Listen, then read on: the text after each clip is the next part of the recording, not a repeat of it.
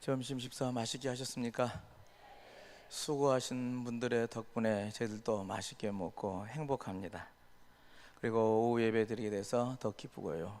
오늘 오후 예배 마가복음 5장 21절로 43절 우리들이 하는 두 가지 사건이 함께 겹쳐 있는데요. 이 말씀을 따라 한번 묵상해 보면서 은혜를 나누고자 합니다.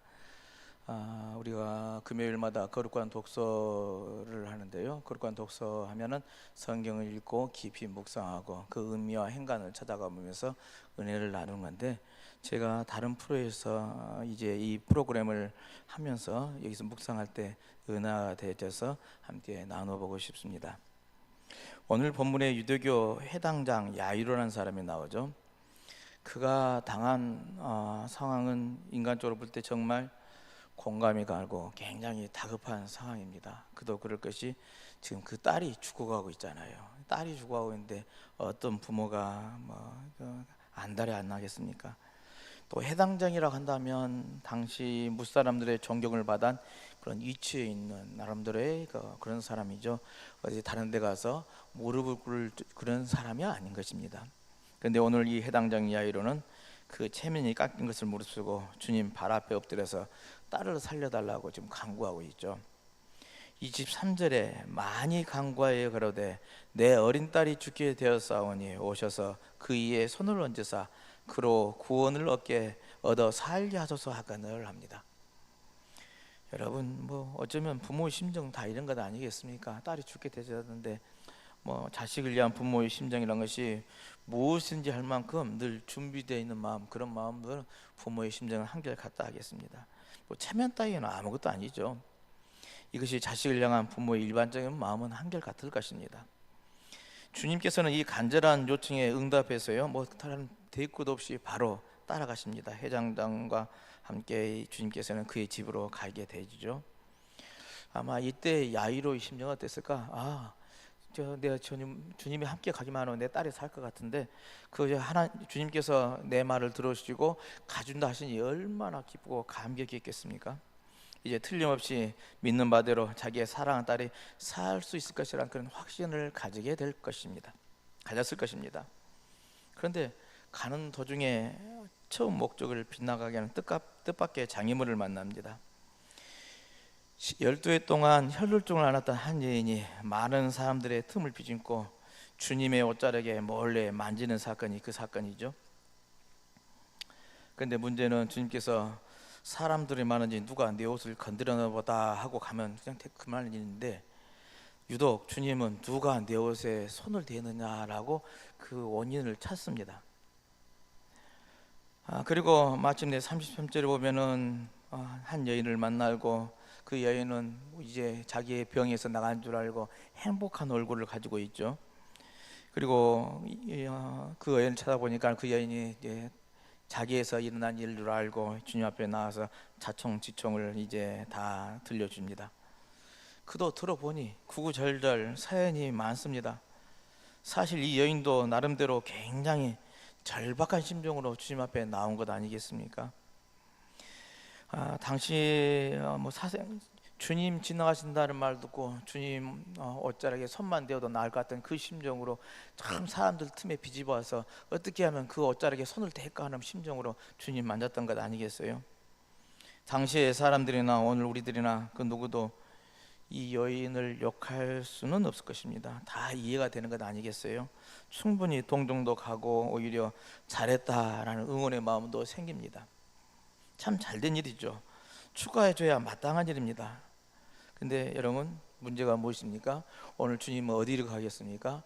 야이로의 딸을, 이제 죽어가는 딸을 살리러 가는 길이었습니다. 지금 상황이 갑자기 주인공이 바뀌어 버렸습니다. 사실 지금 주님이 가시는 목적은 해당장 야이로와 그 딸이 주인공이어야죠. 그 딸을 살려내는 것, 그 죽어가는 일을 고쳐주는 것, 살리는 것이, 생명을 살리는 일이 목적이어야 합니다. 근데 지금 상황은 그저 길 가다가 만난 이름 모르는 한 여인이 주인공이 되어버렸습니다. 해당장 야이로는 죄인으로 밀려나서요, 더욱 답답하고 고통스러운 처지에 놓이고 말았습니다. 설상가상으로 주님께서 이 여자의 말을 들어주고 있는 동안에 시간이 지나가죠. 시간이 지체되어서 회당장 야이로의 뜰이 죽어버렸다는 소식을 듣습니다. 눈어 넣어도 아프지 않을 딸을 사랑하는 마음으로 지극한 마음으로 자기의 회당장이란 체면도 포기하면서까지 애절한 마음으로 주님께 사정사정해서 주님을 모시고 가는 길인데 엉뚱한 한 여자가 끼어들어가지고 그 여자를 고침을 받아서 새로운 생명을 얻었지만은 자기 딸은 죽어버리고 마는 그런 상황에 몰리고 만 것이죠.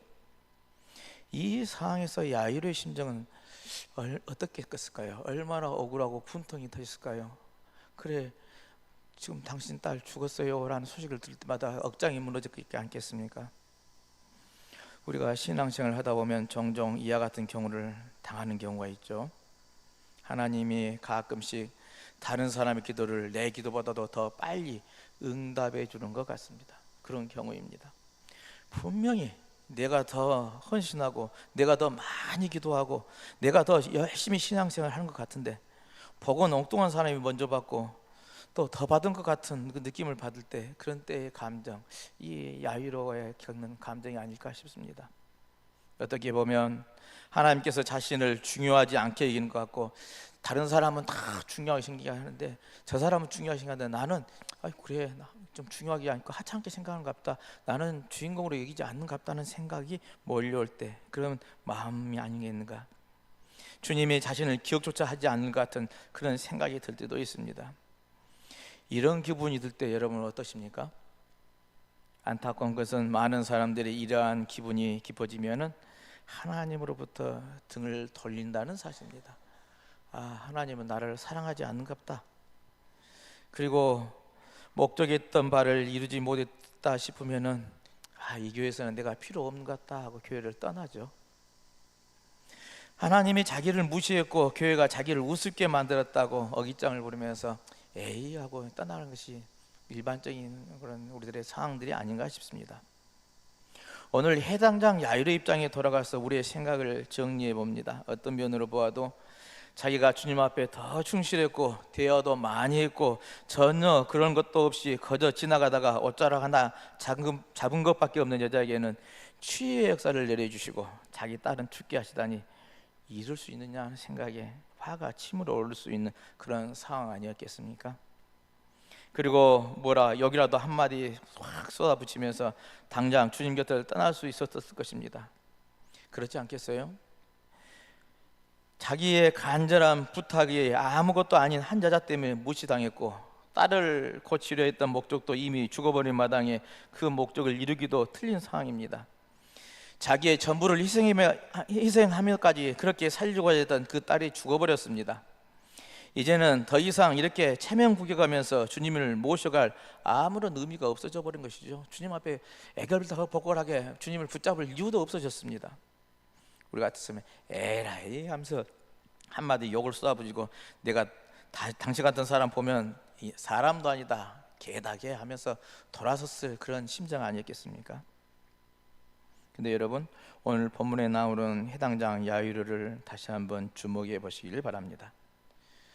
끝까지 포기하지 않았습니다. 35절 말씀을 미루어 짐작해 보면은 자기 딸이 죽었다는 소식을 들었음에도 불구하고 오늘 말로는 표현 안 됐지만은 그래도 주님 가십시다, 우리 집에 가셔서 내 딸 꼭 보셔야 하겠습니다라고 무척이나 졸랐던 것 같습니다.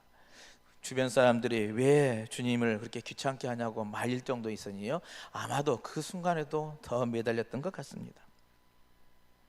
인간적으로야 이해가 가는 상황 아닙니까? 생태 같은 딸이, 그것도 나이가 많은 것도 아니고 어린 딸이 집을 나올 때 아파서 고통하던 것을 보고 나왔는데요, 그 딸이 마지막도 보지 못했는데 죽었다니 그냥 보통 사람 같으면 실성할 정도의 아픈 상황 아니겠습니까?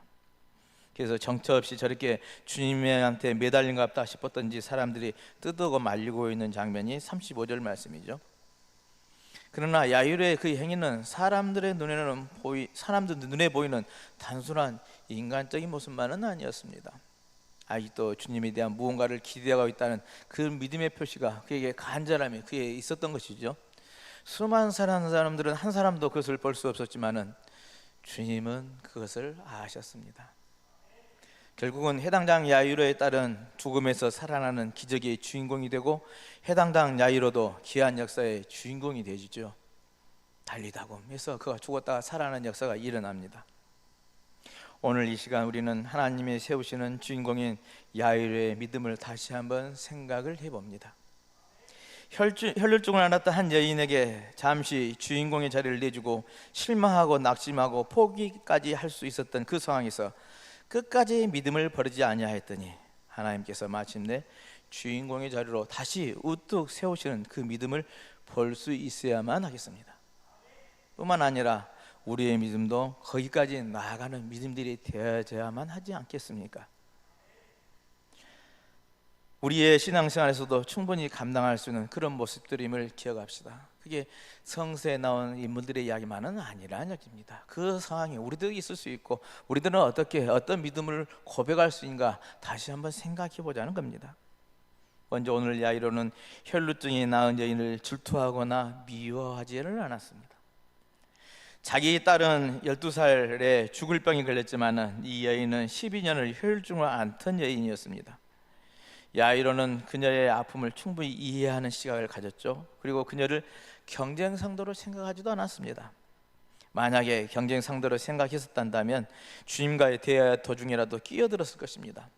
근데 야이로는 그렇진 않았죠. 아니 뭔 일입니까? 빨리 저희 집에 가셔야죠 라고 끌고 가는 그런 일에 있어야 할 건데 전혀 그러하지는 않았다는 겁니다.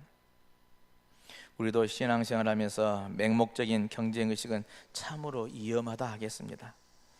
누가 교회 먼저 왔고 누가 잘 믿고 누가 더 봉사 잘하고 누가 많은 사람들을 거느리고 누가 존경받나 받아보자. 서로 주인공이 되고자 하는 그런 인간적인 욕심으로 눈에 보이는 것을 지나치게 의식하고 경쟁한다면 남이 은혜 받는 꼴을 못 봐주고 남이 기도하고 응답받는 것도 못마땅하게 여기는 것은 당연지사일 겁니다. 오늘 야이로는 이런 것과는 거리가 먼 사람이었던 것이죠.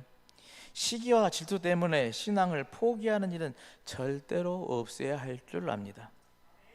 오히려 나도 은혜를 받을 수 있고 나도 기도의 응답을 받을 수 있다는 신선한 자극이 되어야 합니다. 아, 저 사람은 은혜를 받아서 저런 기적을 체험하는구나. 저 사람은 저렇게 참 봉사하고 열심히 해서 참 은혜 체험을 하는구나 하면 나도 더 열심히 하자는 그런 자극을 받아야지 시기 질투해서는 안 된다는 겁니다. 어쩌면 야이로는 12년 동안이나 혈루증을 앓던 여인을 자기 눈앞에 고치는 주님의 능력을 보고 자기 딸도 고칠 수 있다는 능력을 보았는지도 모르겠습니다. 그래, 주님은 저렇게 기적을 일으키신 분이지 내 딸도 나을 수 있을 거야 하는 그런 믿음으로 바라보았다는 겁니다. 그런데 그 능력은 아나 보는 것이 아닙니다.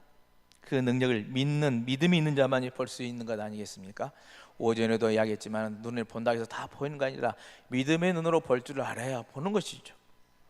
이것이 이 여인의 누려야 할 복이요 나에게는 내 믿음에 맞는 복을 주실 거라는 거고 보이지 않는 이 야이로의 믿음이 더 귀한 것이라는 이야기입니다. 하나님은 결코 우리의 헌신과 땀을 잊지 않으신 분이 우리들이 믿는 하나님이십니다. 나에게 주실 복은 나에게 주시는 분임을 믿고 질투하거나 시기하면서 안달할 필요가 없다는 겁니다.